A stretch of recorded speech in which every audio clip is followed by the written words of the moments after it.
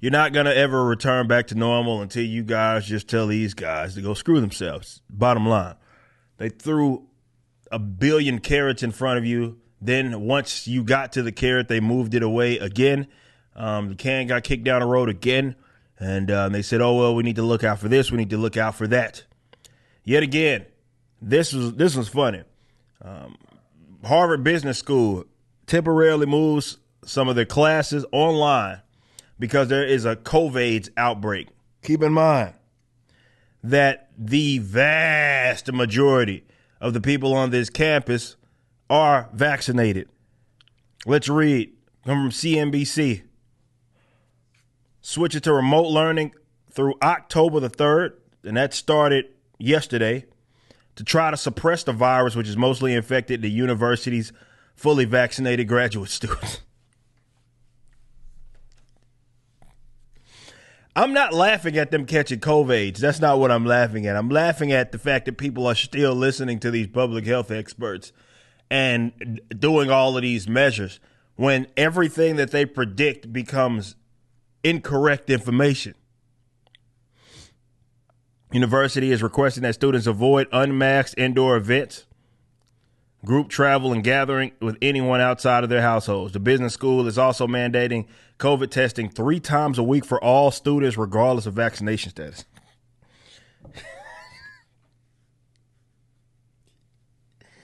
So y'all gonna let them be funning around in your nose for 3 times a week? The jab was supposed to stop you from doing that or having to do that. It's almost like you didn't. The school, located in Boston, switches to remote learning as mentioned. Roughly 95% of the university's students and 96% of its staff are vaccinated. More than 1,000 students are enrolled in the business school's class of 2023. So, we're nearing 100% vaccination rate. And this is just another case study, effectively, because we've seen this also happen in other places, in America, in other countries, where you get high vaccination rates and then breakouts still occur. And in some cases, like in Singapore, when you look at positive rates, it's worse than it ever has been, despite them having mask mandates as well as high vaccination rates. So you look at that, and I would imagine that you question it, but to be fair, the folks that are probably going to this school ain't questioning a goddamn thing. They like to think they are, but they're not questioning anything. Because there's no way that unless they got their head up the ass of the government, which is very possible, there's no way that you can look at this and say, or rather come out the other side like, yeah, we should do it again. They say it is the definition of insanity. You got your jabs. You're fully vaccinated.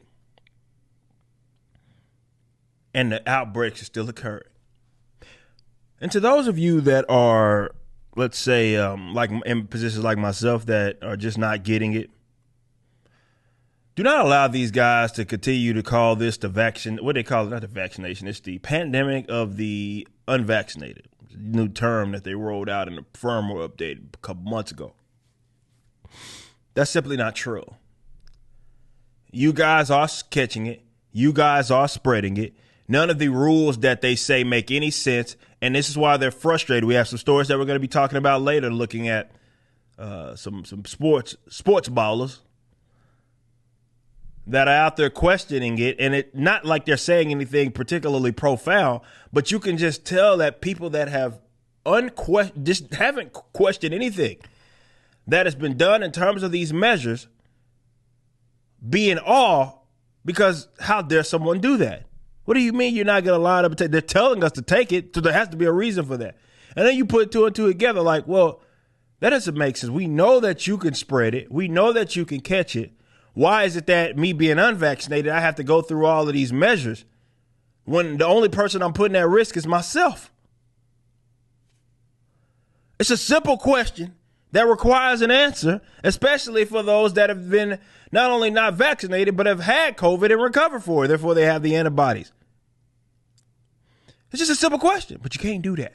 See, It's about allegiance. This is why when you look at so many people making videos and pictures, taking pictures of them getting jabs, your president, fortified, by the way, 81 million people supported him. He is on video, of course, talking to the people, showing that he's getting his jab.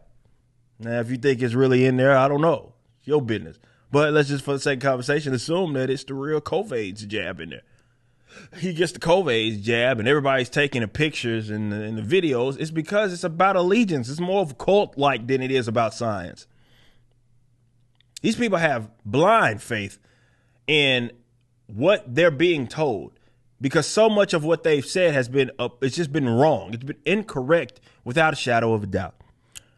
Mainly the idea that if you got vaccinated, which they said back in when the vaccinations were first rolling out, Dr. Rochelle Walensky herself, CDC director, was claiming that they weren't passing that stuff around and they couldn't catch COVID. They weren't catching COVID. And then they were.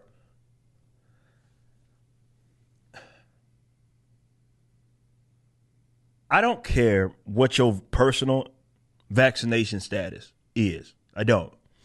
I told y'all know what mine is, but that's not ever been what this conversation has been about. It's about the freedom to choose.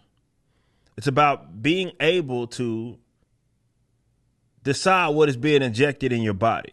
And it doesn't matter. You don't require an answer from someone that just says that they don't want to do it. Why? They don't have to answer to you. It's their body. It's not yours. So it doesn't matter if it's for a reason that you think it's stupid. That's the right. But so much of this policy change that we've had is centered around things that require other things to be true in order for this to even make sense.